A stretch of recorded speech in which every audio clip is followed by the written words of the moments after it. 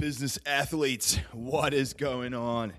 Fraser here, coming back at you with yet another action-packed, action-filled episode. Talking everything tactical and spiritual and mindset-related as it relates to building the best version of yourself. That business athlete version that you know is required to create the life that you want. And today's topic, this is a good one. Fix your nights, win your days, the routine that changes everything. AKA, the most powerful habit that you are ignoring, your nighttime and your morning routine blueprint. So I'm going to go into a bit of depth on this one, guys. A bit of depth, especially with the nighttime routine. Because I know this fact, that most people, a big part of why their life unravels, a big part of why they struggle through the day, a big part of why they're sloppy with their diet, they feel tired in the morning, the big part of why you're out of shape and fat and just not the person that you want to be is because you probably have a sloppy evening routine that's more geared towards being and looking exactly like you do right now. So if you look in the mirror and you look at your physique and you're either really overweight or you're skinny fat or just whatever, you're not content with where you want to be, and even as it relates to your performance through the day. Maybe your energy's up and down.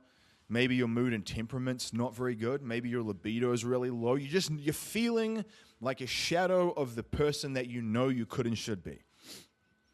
I would almost put money on the fact that you have a sporadic, sloppy evening routine that's just random. You stay up late, quote unquote, working. You might snack and eat through the night.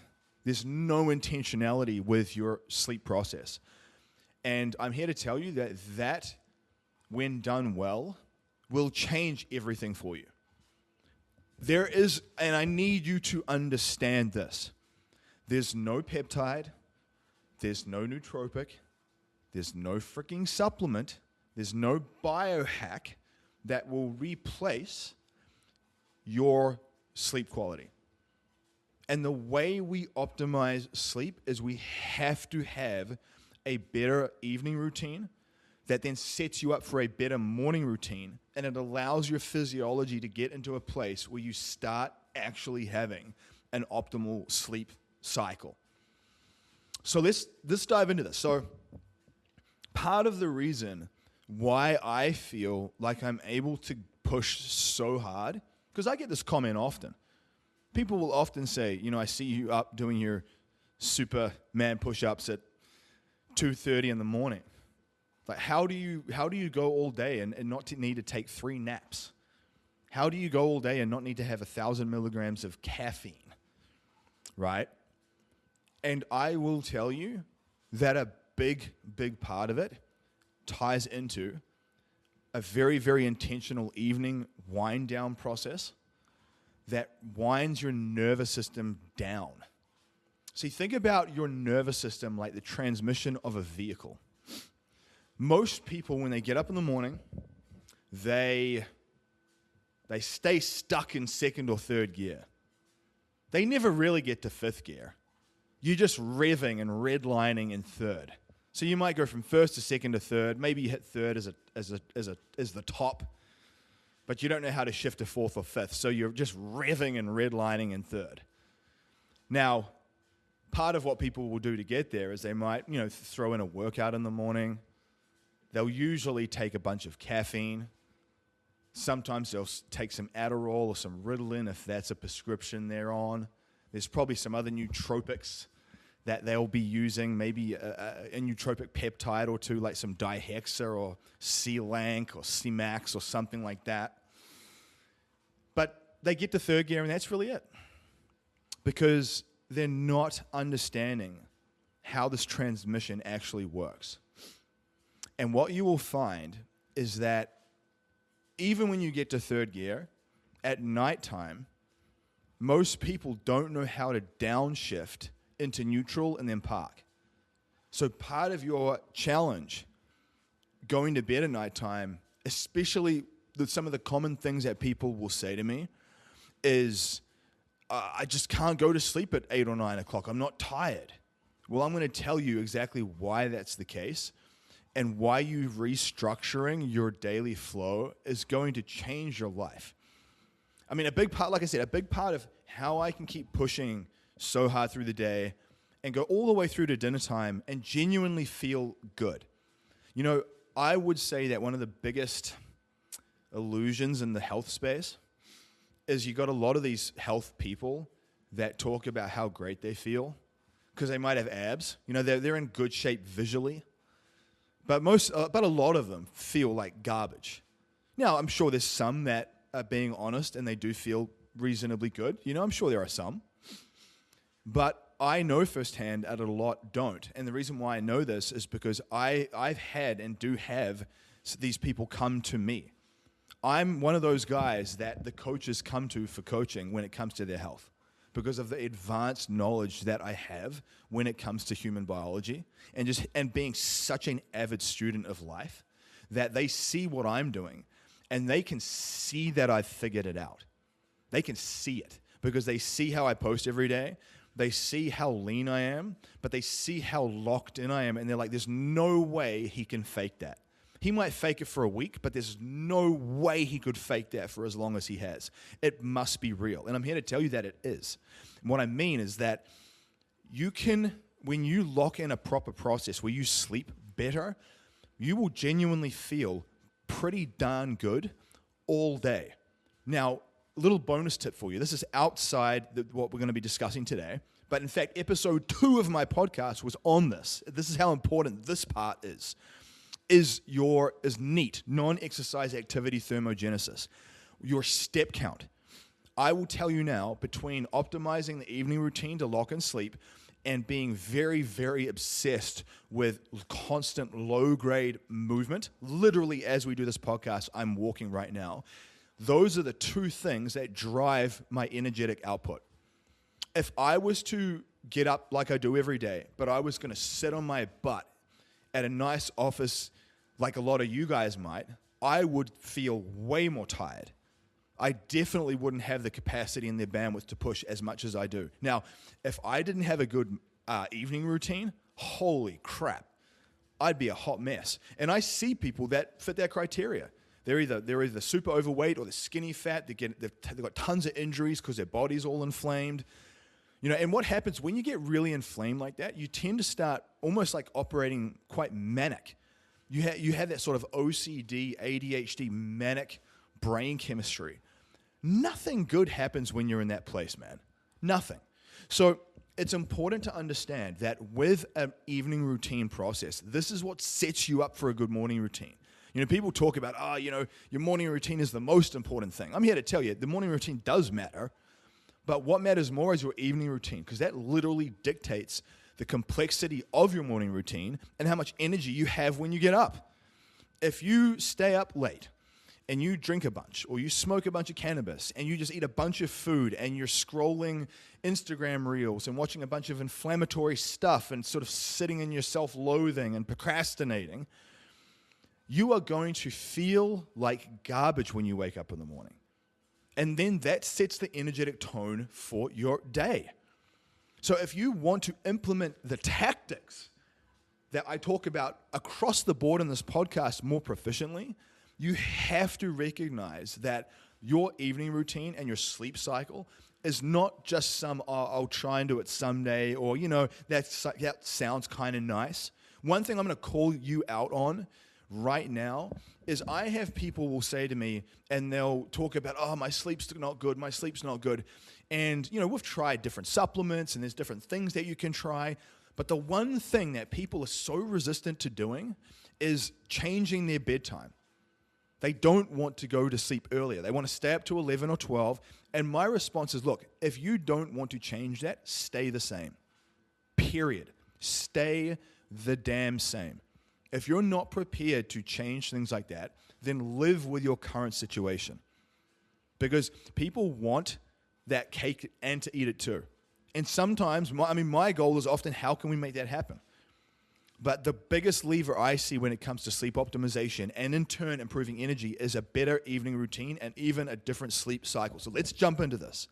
And I mean implement this, especially my students. When you guys hear this, I don't want you to just think, oh, I'll do that someday. I want you to do it because I want you to be super successful with all of these processes. And I promise you, when you do this with aggression, all the other episodes that I talk about in this show will be so much easier to implement, and it will all fall into place, and your results will be absolutely amazing. So when we're thinking about our morning and evening routine, think about them as like two bookends of your day. So they basically sort of encapsulate the energy of your day. I know that by having a good evening routine and winding down early enough and getting to bed early enough and kind of doing certain habits and behaviors so my morning routine is streamlined, that allows me to wake up feeling more rested, and it allows me to go through my morning process with less action items I have to do, with less friction. The more friction you have, the harder it's going to be to sustain these things long term. It will be harder. So what I'm going to do is I'm going to walk you through my evening routine, and I want you to model this as closely as you can. This is something that I've perfected and refined over a course of years. And I'm very, very aware of my biofeedback. I'm very aware of the challenges I used to have. I used to get sick all the time. I would burn out constantly. I would get a lot of injuries. So between getting sick all the time, getting lots of injuries, and burning out a lot, that's because your mind and your body are not recovering from the stress load that you're putting yourself under. And this stuff in this episode is the way to mitigate and balance that. So the first thing that I do, let me walk you through from sort of the afternoon. So the first thing that I think is very important is you have to get outside in the natural light 2+ times per day. So I get out in the morning. In fact, I'm recording this podcast episode at 10:10 Eastern Standard Time, and I took a 30-minute walk at about 9 a.m. Sunglasses off. I even took my shirt off. Obviously, if you're more self-conscious, wear a tank top, whatever, but get some sun on the skin and get some sun in the eyes. Then at the end of the day, from about 4:30 through to 5, I take another little walk. I'll usually throw my weighted vest on, and I get more sun on the skin, sun in the eyes. Now, I repurpose this time. Like, I use this as a business block. So I will message students. I will send voice to text. I will talk into AI, and I'll get the AI to rip my audio and send out emails and do all kinds of stuff. So I'm repurposing this time. That's key to know that. That's how I'm consistent with this. But the first reason why I say the natural light exposure is because that is what starts to help with that consistent melatonin timing. Your body runs on biological clocks, and it will release different hormones and peptides and neurochemicals at different points throughout the day. Now, depending on how well you sleep, depending on your stress levels, depending on the quality of your diet, depending on the natural light exposure, it will release different things at different times. That's why you start to get sleepy at nighttime as the sun goes down, because your body is in tune with that circadian rhythm of sun up, sun down. The more you can get out and leverage that, the more effective that melatonin release and timing will be, and that is very important. So if you're inside a lot and you're going outside but you're just wearing sunglasses all day, there is your first problem. So you need to incorporate this into your routine as a little block of time where you get on a call with a team member, or you do something productive while you're walking. You can obviously do whatever you want, but I'm just trying to give you suggestions because I know a lot of people who listen to this are business people, and they come up with these weak excuses of, I don't have the time to do that because I'm too busy. No, you're just not efficient with the way you're doing things. You're doing things the old school way. The business athlete way is how we perform at the highest level by leveraging and movement and all these tools into your workflow. That's the key. That's how you need to think about this. So the first thing is that light exposure for that melatonin timing. The second thing is, I would highly suggest that if you can, have your dinner meal a little bit earlier. Now, I realize this is a tightrope walk for people because, say, for instance, if you have young children or you have children and they go to school and then everyone's sort of finishing their homework and stuff and they're all wrapping up at, say, like 5 or 6 p.m., maybe the only time you can all sit down together is 5 or 6 p.m. If that's the case, just do your best. But what I would tell you is if you're in a place where you have full reign over when you can have your dinner meal and you either work from home or you just have the ability to have a meal earlier, I would tell you that having your dinner meal at, say, 3 to 4 p.m. is probably going to yield the best result for you. And the reason being is that digestion and the blood volume required to break food down is actually almost like a sleep inhibitor. See, a lot of people, if you eat right before bedtime, you're more likely to get reflux because you're laying down, your body's got all the stomach acid being produced trying to break food down in your stomach, and then because you're laying down, that reflux system kicks in. But the other thing is that when your core temperature is elevated, that will stop you from getting into deeper states of REM and deep sleep. And when digestion is working, you typically have an elevation in core temperature. That's why a lot of people, when they eat a lot of hot food, they sweat. A lot of people will know that, depending on what you're eating, you may actually start to feel kind of warm or sweat even. And that's because of that thermic effect from the food, of all the blood volume going into your gut. That does inhibit the quality of your sleep cycles. So the first thing is when you have your dinner meal earlier, it's going to allow that digestive process to take place earlier. So when you do go to bed, you're not all warm and like partially digesting food. So that's a big lever to pull. Now, I would say just do your best with that. I definitely wouldn't just have dinner at 8 p.m. just because that's been your habit to this point. I would tell most of you, definitely try to have dinner between 5 and 6 p.m. at the latest. The later you go, the poorer your sleep will be, period.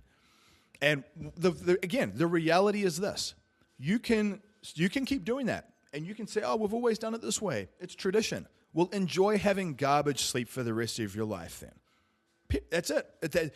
Some people in this life are going to adopt the principles and run with them, and some people won't. And that's just the reality of this. And I want you to be one of the few that does. That's why you're here. It's why you're listening to this.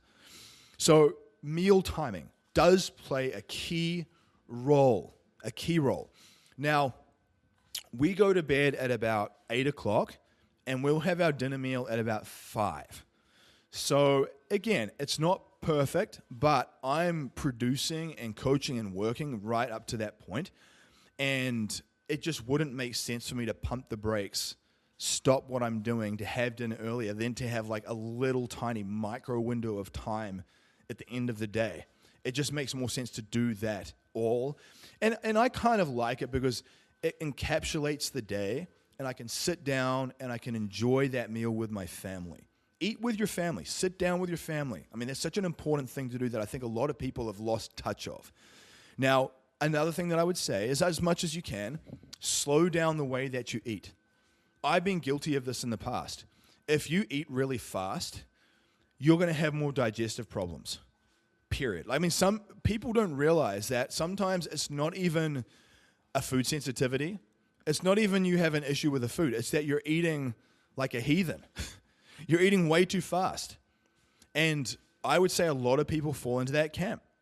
And what happens when you eat really quickly is that you don't get enough digestive enzymes working through your food.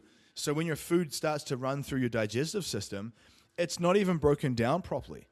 And so it doesn't even get a chance to break down completely. So it hits your digestive tract, and it's still almost like whole food. And it just starts to ferment because it hasn't been dissolved with all the digestive enzymes and the stomach acid. So I say this, obviously this also ties into making sure that you do some type of intelligent gut rehab protocol. Again, why it's so useful being in my Business Athlete Council or getting into my Anomaly Project 6-week course, because these are the types of things that I help people with. How do you optimize all of these different systems? Because remember, you're not just what you eat. People say you are what you eat. No, not really. You are what you absorb. If you are eating a healthy diet but you're not absorbing it well, then you're not going to get the benefit of that. And I would say a lot of people fall into that category. And so one thing to notice is that often people will get more digestive issues when they're at home, and they'll get less digestive issues when they're away on a vacation. Why? Because typically when they're on a vacation, they not only move more, they're outside in the sun more, they're moving more, so they've got their step counts increased, but also they're not in such a rush, so they slow down the way that they eat. And just that slower eating process alone has an effect on digestion. And the reason why I say this is because if your digestion is not good and you're feeling super bloated at dinner time, that will absolutely have a negative effect on your sleep. If you go to bed with a ton of gas and bloat, you will sleep much worse. So you need to make sure that you eat early enough. You need to make sure that you slow down the way you eat and you chew properly and you do a digestive reset, because that stuff will have a big impact on your sleep. Now, that's the sort of meal component of this. I would tell you also, find healthy food upgrades for any dessert meals. Do a protein ice cream using a Ninja Creamy. Maybe you just have a little protein bar that you like. Find a healthy food upgrade. Don't start dipping into junk food and Ben & Jerry's and Oreo milkshakes and all the other trash. A lot of the processed inflammatory foods, they're just going to have a negative effect on your biology, period. So think about it. The more inflammatory the foods are, the more inflamed your brain is going to be, and it will make you wake up the next day feeling way more irritable, way more groggy, and way more tired. And you're going to ask yourself, the life that you want to build, do you want to be in that state? Could you even achieve a good life if you're in that state? And if the answer is no, you absolutely must implement healthy food upgrades, and do not fall into that trap of going, oh, I didn't really like the taste of that one. It's not as good as the normal stuff. That's honestly a pathetic excuse. I tell people that because you're essentially arguing for your limitations. You need to give your palate time to adapt. People that have been eating a lot of crappy junk food, their palate is so sort of conditioned for very super palatable, hyper sugary, hyper fatty, salty foods that if they go from eating Ben & Jerry's, or they go from eating sort of straight junk food to say some macro Mike protein baking mixes like a protein donut or a protein mug cake, they don't like it. You've got to give it time. You've got to give your palate time to reconfigure. And how bad do you want the result? Do you want a result more than that sort of 30 seconds of mouth pleasure? That's the way you've got to be thinking about this. So the healthy food upgrades are a really important tool, and I would have those right after dinner. Don't leave it too late. So don't have your dinner meal at 3 and then have something like a healthy food upgrade at, say, 8 p.m. You've got to have it earlier. One of the benefits, guys, I'm just going to tell you straight, one of the benefits of going to bed earlier is that you're not even awake to face all the ridiculous temptations that people struggle with. I've had people say to me, I just can't stop eating junk food at night. I'm so good through the day, and then I get to the evening and I start eating pizzas and donuts and everything. I just don't, what should I do? And my response, and this is literally what I do, go to bed earlier. You've got to condition your body to be so tired that by 8 p.m. you do actually sleep. So I'm going to talk about this. I'm going to talk about the ways I condition my body to be tired enough so I actually do fall asleep at 8 p.m. Because that's most people's challenge. They're wired and tired. So they're pumped up on stimulants and they haven't discharged enough energy, but their mind is exhausted. So they lay there and they're all anxious and frenetic. That's not how we want to operate.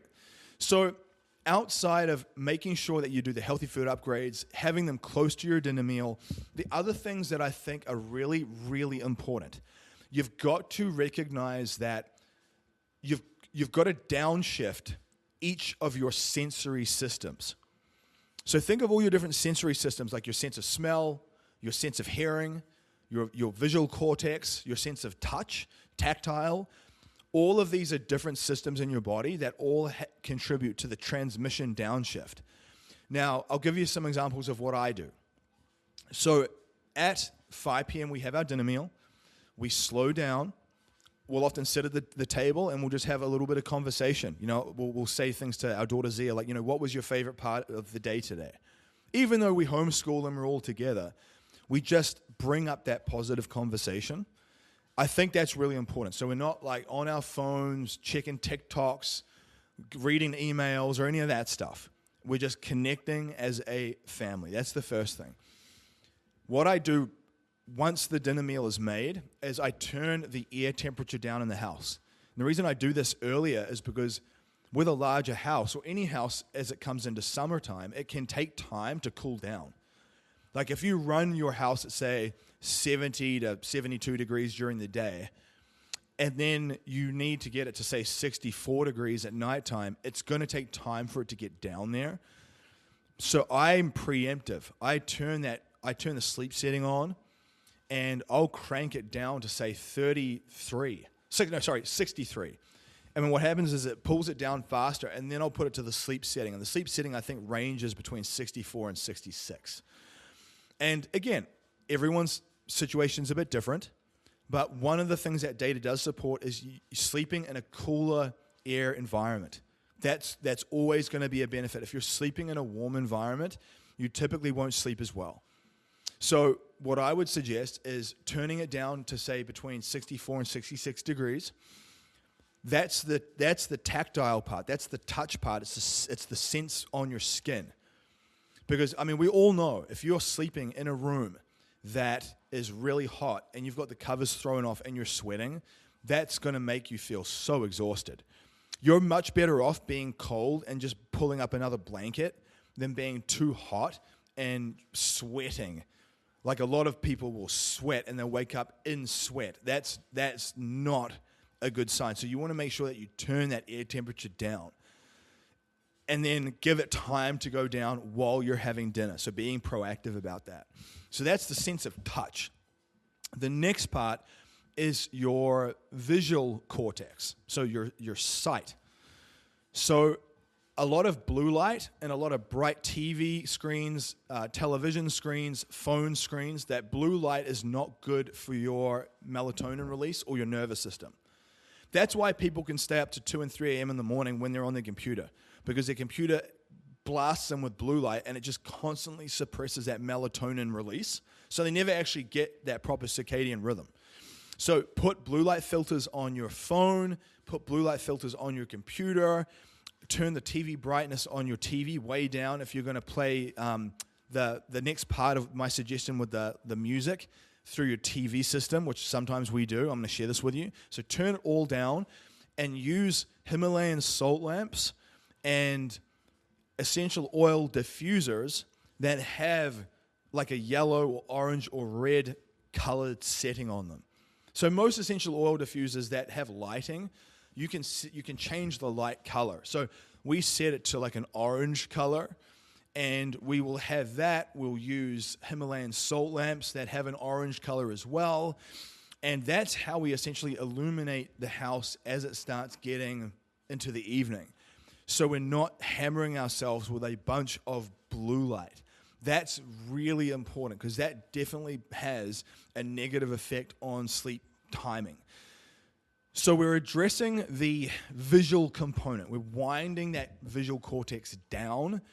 In doing that, you further facilitate and encourage melatonin release, which is a good thing. The next sensory input is your sense of smell. So your sense of smell actually bypasses a lot of the higher functioning parts of your brain and goes like straight to your amygdala. It's like straight to your lizard brain.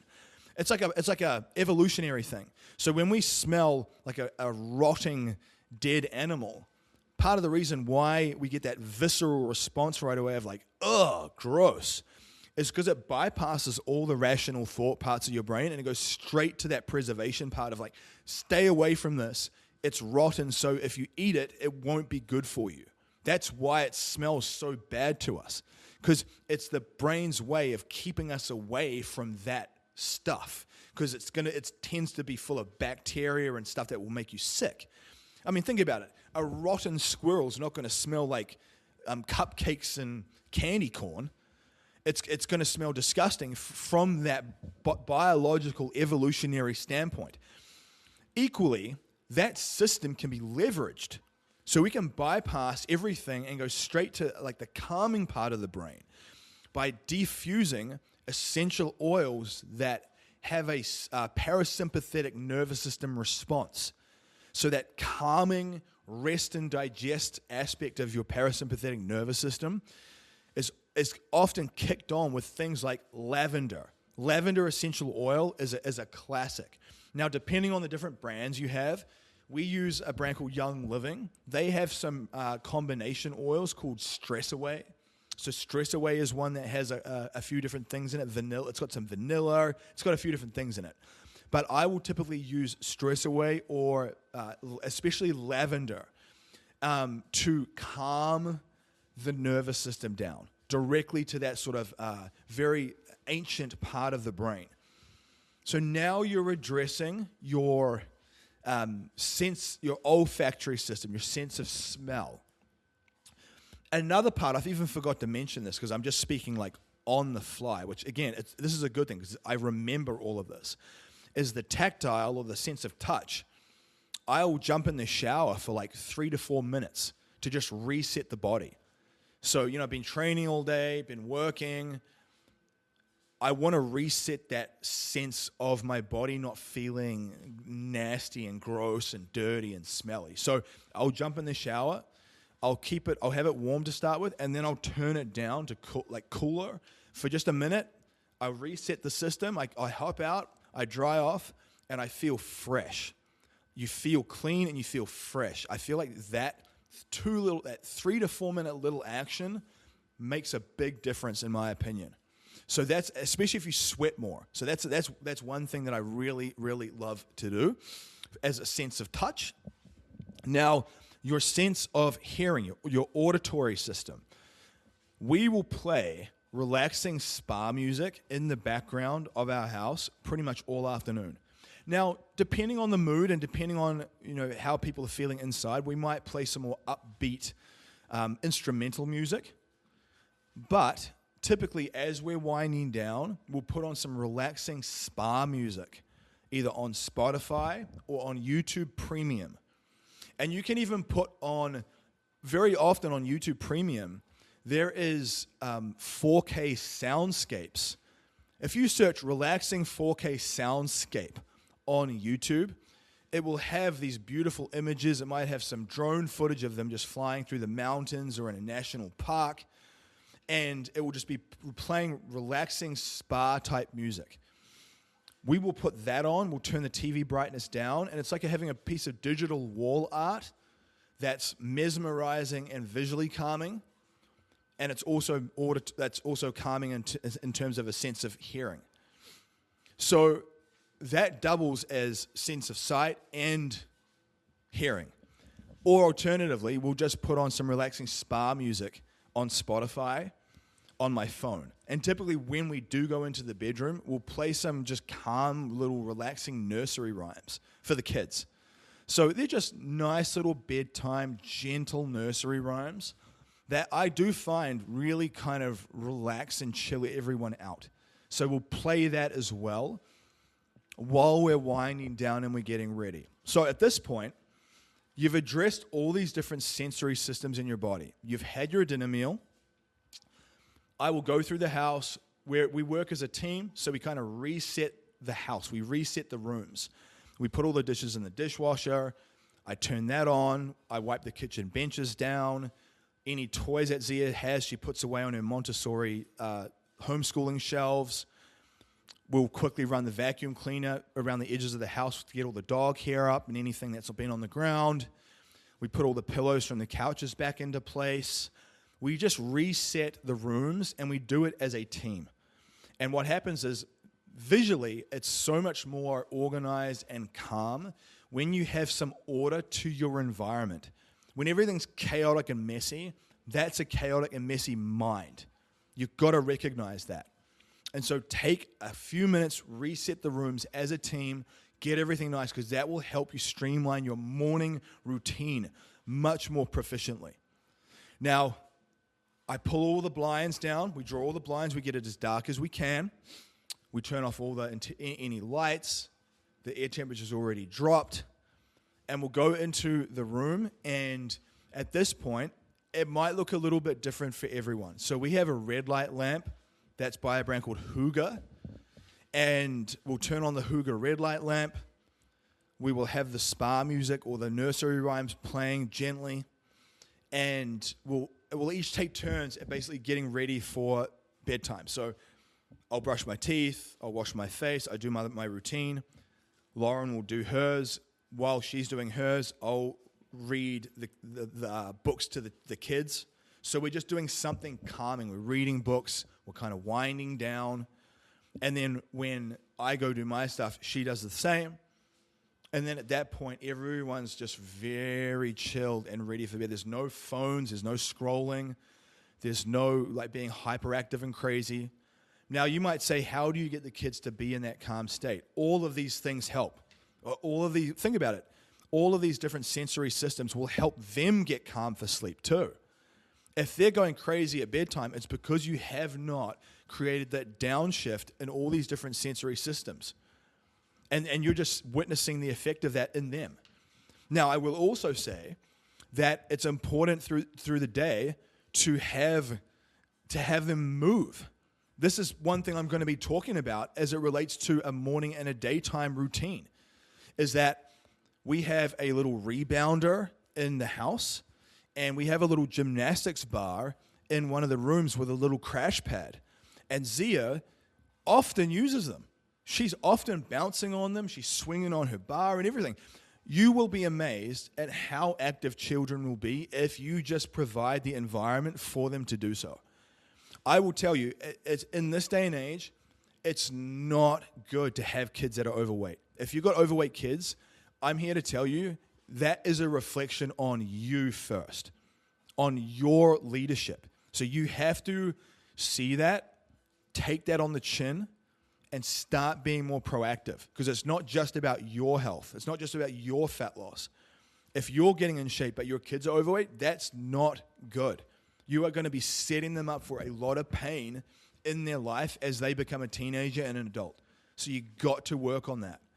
And so by getting them a gymnastics bar or a little workout set or a rebounder, and what we do outside of that, and the good thing I will say from our perspective is that Zia's always had these things in her life, so she's gravitated towards them. I recognize if you have a child that hasn't done this stuff, it might be foreign to them, so it often is harder. But what we also do is we take family walks each day. So about 2 times in the day, at some point in the morning and at some point before dinner time, we take a quick family walk. You got to get out and walk with your family. I promise you, it's a good practice to have. Or alternatively, before dinner time, block off 15 minutes, go take a football or a soccer ball and go into the backyard and kick the ball around with your kids for 15 minutes. I'll block out time each day to go out in the yard and I'll throw the baseball with her, or we'll kick a soccer ball around, even for just 15 minutes. And so between the rebounder, the gymnastics bar, the kicking of the ball in the backyard, and the walks, that's a good amount of physical activity. That's what will make them tired. Part of the reason why people don't get tired at, say, 8 or 9 p.m. is because they've either been inside all day, so they haven't got the melatonin timing. They've been sitting on their ass all day, so they haven't got that balanced blood sugar level and that sort of energetic discharge, and they haven't moved, they haven't trained, or they just didn't move enough. So they've got all this pent-up energy, all this pent-up physical energy that then starts to make you feel anxious or just wired and tired. So I set up at nighttime while I'm making my dinner meal. I will put together all my supplements for the morning. I will prep out my coffee pot for the morning. I will make sure all my gym clothes and clothes are washed and ready. So in the morning when I get up, all I have to do is turn on my coffee pot. I've got my supplements right there. The clothes that I need to wear for the day are fresh and clean, and I'm not scrambling around, digging through wardrobes looking for stuff. It's right there. And I even will often pre-select a good positive YouTube video that I think will help get me in a good mental frame. So in the morning, I'm not just stumbling around mindlessly looking at random stuff on Instagram, because that's what people will do. They'll wake up and their mind is very malleable and susceptible to stimulus. And the first thing they do is start checking their emails and DMs and messages and strolling mindlessly on social media. That is one of the worst things that you can do. That will absolutely drive up your anxiety response, and it will make you feel so much more discombobulated. So I will tell you that when you get up in the morning, to have your evening routine all set up, so you've got like your drinks ready, you've got your supplements ready. If you need to have a meal, you've got that ready. Get your clothes ready. Have it all ready. Even have a video you're going to watch ready. My students jump in and listen to my morning mindset messages in my coaching group every morning. So if you want to get in there and get access to that stuff as part of that morning routine process, get in with me. Reach out. But that's a really powerful part of the process for them. Now, as part of your morning process, I would tell you, get up at the same time every day and walk your bedtime back as well as your wake time. So ideally, if you can, if I was going to give you the perfect time to get up and go to sleep, I would honestly say it's like 8 p.m., between 8 and 9 p.m., and then waking between 4 and 5 p.m. That's typically going to yield the best results. Now, I go to bed at 8 and I wake up at like 2:30, and I have for a long time. I'm not telling you have to do that, but I'm saying if you sleep in and you hit the alarm and then you stay up late, you're going to get stuck in this crappy sleep-wake cycle that you will never get yourself out of. So the first thing is you've got to force yourself to get up earlier. If you can force yourself to get up earlier, that first week will feel more difficult. Suck it up. Just embrace it. Recognize that it's going to take time to adapt. But once you start getting up earlier, you'll be functioning for longer through the day, so you will start to naturally feel more tired. That's the first thing to realize. Now, I would avoid using caffeine anytime, say, after 10 a.m. Have your caffeine in the morning. Try to stick between 50 and 200 milligrams. I know some of you are probably going to go to 300 or 400, but don't keep pounding caffeine after lunch all in the afternoon and stuff. That's not a good idea. That's just not a good idea. Now, the way to increase energy through the day is sunlight and walking. So sunlight and walking will generate more energetic output. Now, what I would suggest for most people is working out at some point in the morning. The reason being is that a well-planned, controlled workout actually generates energy. It generates energy. So between waking up between 4 and 5, between having your morning routine process kind of mapped out and ready to go, between getting a workout in earlier, if that means setting up a home gym so you just get up and you go work out earlier, then make that happen. If you have to put your phone across the room from you or in the bathroom so the alarm goes off and you literally have to get up out of bed to turn the alarm off, then do that. Do that. It will get easier. Just remind yourself, initially this will be the hardest point in the journey for you. When you first start doing this, it will be the hardest point, but it will get easier the more you stick with it. So get up earlier first. I would also say in the morning, you have to add in something that you enjoy. That's how I'm able to get up in the morning easily, and I actually enjoy getting up early. People just don't understand the logic of that. Part of it is because I have all this white space in the morning where I will just watch fun YouTube videos that I just love to watch. So sometimes it's got nothing to do with business. It might be to do with like homesteads and just like building a house, just random things. And I enjoy watching these random things. And I enjoy just sitting there with my coffee. I'm not rushing around. I'm not doing a bunch of stuff. And I love that time. It's like my sacred time. So what I would tell you is put on something that you enjoy. I would even say, even if, just to get you up earlier in the morning, even if you have to watch something from Netflix that is like more of like a, something that's probably not ideal, if that helps you get up in the morning just to get you going, or you're a gamer and you want to do a little bit of gaming, heck, just to start the frickin' process, I would say do it.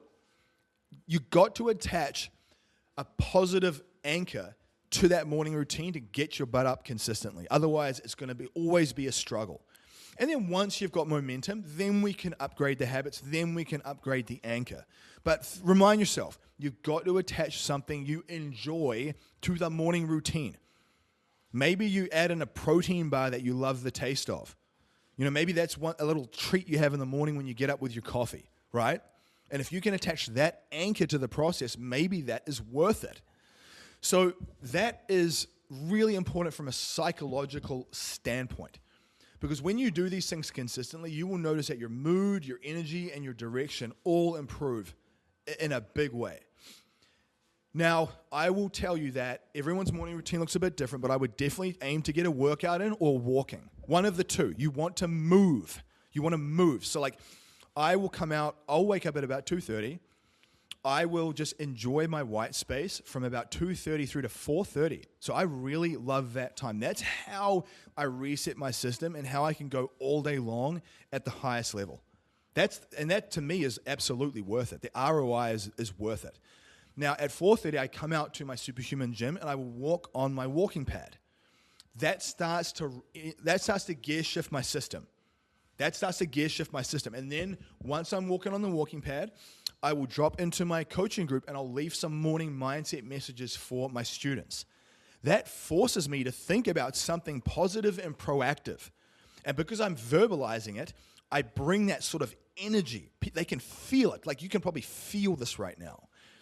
And I find that between the walking and that verbal message, that really starts to shift those gears in me. At that point, I put on some music that's upbeat and that I enjoy, because that helps me get creative with my writing process. And I will write a post for social media. Now, you could use this time to journal. I would say either use this time to journal or use it to write a post for social media. I use social media like a digital journal. I talk about things I want to work on. I talk about states of mind. I talk about stuff I'm enjoying or that's challenging me right now. And I'm always saying to myself, where's the lesson in this? How can I be better?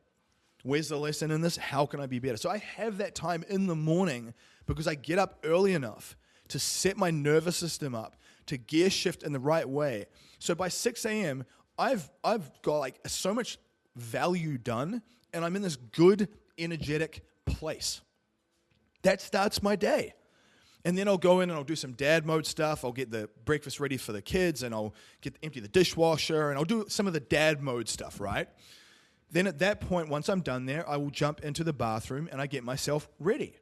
Now, I will tell you guys, I work from home. I could just be in my freaking pajamas all day, like a disheveled mess, unshaven slop doodle. You have to hold your physical body to higher standards. Sloppy body, sloppy mind. So if you're waking up, you're putting on dirty clothes from the day before, you're all unshaven, hair is messy and uncut, that is an absolute direct reflection of a sloppy mind. Take some pride in your appearance. Now, I'm not saying make it this vanity metric where you're just obsessed about how you look and you spend 2 hours to get ready every day. That's definitely not what I'm saying. But what I am saying is clean clothes, fresh clothes, jump in the shower for a couple of minutes to reset the body, do your hair, if you're, shave your neck, trim your beard, whatever you have to do to get ready. Make yourself presentable. I will tell you, from a mental health standpoint, all the mental health issues that I had in my life, I found when I was in the height of my mental health issues, I did not take much care of my physical body. I didn't shower as much. I didn't do my hair as much. I was much more physically disheveled. You've got to recognize that one part of your self-care is looking after your vessel. Look after your body, man. And the benefit is that you look put together. So when you meet people, you feel confident. When I get on video and I talk to people online, I'm confident and I look put together because I am. I want you guys to operate from that place. A true business athlete, this is mandatory. This is how you must operate every day. So give yourself a little bit of time in the morning. Get yourself ready in the bathroom, clean yourself up, and I even bring my laptop in there, and on the other countertop, I will play a personal development video. I'll have a video playing in the background while I'm getting ready. So I'm listening to something that's kind of getting my mind flowing and sparking up with creativity. Then at that point, that's when I get into my workflow. So I'll either go outside, I'll take a walk. Sometimes I might have to run an errand or two. But I'm always using that time after to get outside, moving in the sun, starting my day, breaking down my processes. Now, again, like I mentioned, getting that sun in the morning. That's the first thing. And making sure I train every day. So discharging that physical energy every day. And the walking actually generates more energy. So having a standing desk and a walking pad as a home office setup is fundamentally useful and important. If you work at a computer and at this point you don't have a standing desk and a walking pad, what are you doing? Like, I mean it. What are you doing? Do you actually want to get a good result or not? Because this is one of the best levers that you can pull to generate that outcome. Now, I realize everyone is a little bit different. If you start getting sore feet or something, get yourself a Peloton bike with a desk set up on that too. I would absolutely. Or if you are, say, a mother at home looking after kids and you can't necessarily go off for a walk somewhere, get a rebounder. Bounce on the rebounder. So get either a rebounder, an air bike, or a Peloton that you can sit up a disc on it and work from, or a walking pad and a standing desk. And then obviously try to get outdoor walking time in as well. I think that's the best thing that you can do. Through the day, drink plenty of fluids in the first half of the day. After the first half of the day, and by say plenty, I mean at least minimum half an ounce of spring water per pound of body weight. Minimum. Especially as we come into spring and summertime, more. But that's the base. That's absolutely the base. Remineralize that water or make sure it's good quality spring water. Start tapering your hydration down in the afternoon, because if you drink a ton at dinner time, it will affect your digestion and you'll be up peeing through the night, and we want to try to reduce that as much as possible because that will affect your sleep and that will impact your energy levels. So I do these things through the day, and I eat my meals at the same time every single day. Everything is very habitual. And obviously there's going to be times where you're traveling or you have a meeting and you've got to change the times that you eat. I get that. But as much as you can, as much control as you have, keep all of these pillars and all these habits locked in on a regular cycle. And then the same thing is true for that sleep time. I would say set a sleep alarm. Like set it for, say if you're going to go to bed at 8 p.m., set for 7 p.m. and have it like wind down time. So your alarm goes off at 7 p.m., wind down time. And at that point, you start to pull with all those sensory levers I talked about. We literally do that. Laura and my wife will have a wind down alarm at 7 p.m. So from 7 to 8, that wind down process kicks in. We don't need to have it on at this point anymore, but Zia hears it. She's like, time to wind down. So she knows. If you don't have that, you will just like do random stuff. You have to get to the point where you're not staying up late to just quote unquote get projects and work done, and you're just eating randomly through the night. I'm telling you, if you do that, you are just shooting yourself in the foot. Because when your sleep's really poor and your biology at nighttime is not good because of these things, not only will you age yourself faster, but you will set yourself up to have more autoimmune type diseases or even cancers. I mean that. Like these things are the chronic long-term effects of you not being organized with your sleep hygiene and your sleep-wake cycle. We see it in shift workers in hospitals, far more prone to cancers with these night shifts. And so it's a real thing. So this is how important it is. And then obviously the benefit is you feel way better. I even notice when I've got this really locked in, and I have it locked in all the time now, but as I was learning this, you look a lot less inflamed. You lose a lot of water retention. You look a lot more dry and vascular because you're not all puffy and inflamed. Most people don't realize how puffy and inflamed they are. Their face is all swollen. Lots of inflammation. That ages you quicker. That's brain fog right there. You might think you got ADHD. You're just super inflamed and you have not locked your sleep-wake cycle down properly. So you want to make sure that you are training you're moving in some way, you're sweating and moving some capacity every day. Even if you don't lift weights every day, let's say you lift weights every second day.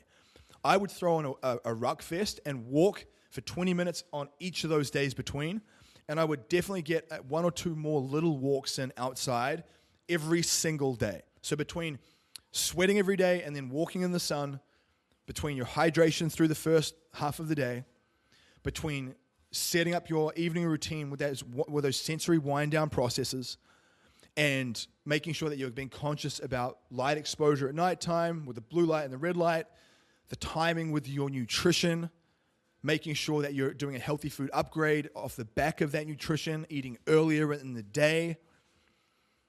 And basically, the good thing is that, yes, those evening and morning routines are quite rigid and structured, but through the day, you can be adaptable. You can be flexible. You can kind of move around depending on what you're doing.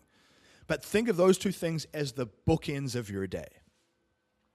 I'm here to tell you that if you literally follow as much of those breakdowns as possible based off what I do, if you give it enough time, it will absolutely change your life. And I would actually tell you that outside of walking, this concept, your evening routine and that wind down process coming into sleep, is the most important lever you could pull. It's the most important lever you could pull. The guys and gals that I see lean into this and do this well, they always get better results. They are less stressed, they recover faster, they have less water retention, they have less cravings, their body just starts losing body fat way more easily. Most people don't realize part of your stubborn fat loss is because your body's so inflamed. Biologically, it's running on fumes. The more you run that way, the faster you age and the less efficient your body is at burning fat as fuel. You just start to catabolize muscle and glucose in your liver and bloodstream, and you just start holding fat. The belly fat, the hip fat, all that cortisol stuff. So I say this because as a husband, as a father, as someone who values high performance, having that very, very intentional wind down process at nighttime and then creating that substantial amount of white space in the morning is what has changed my life. It allows me to be a much better husband and father, and at the same time be a much better operator with what I'm doing and be very, very skillful at it too. So there you have it, guys. This is that business athlete conduct. You approach things this way. You take this seriously and you schedule it in as part of like your daily flow, and the rewards will be exponential. In a world where people just hear stuff like this and they just put it on the digital desk together, digital dust, and nothing happens. Do not be that person. Take this information, use it, because everyone around you is looking to you to lead, and part of your ability to rise to that occasion and be that high tide that rises all ships and be a better leader for your children and your spouse and your team is going to come back to your ability to have and produce good quality energy. And guess what? This is the foundation. So go out there today, business athletes, and execute on everything that I've said here.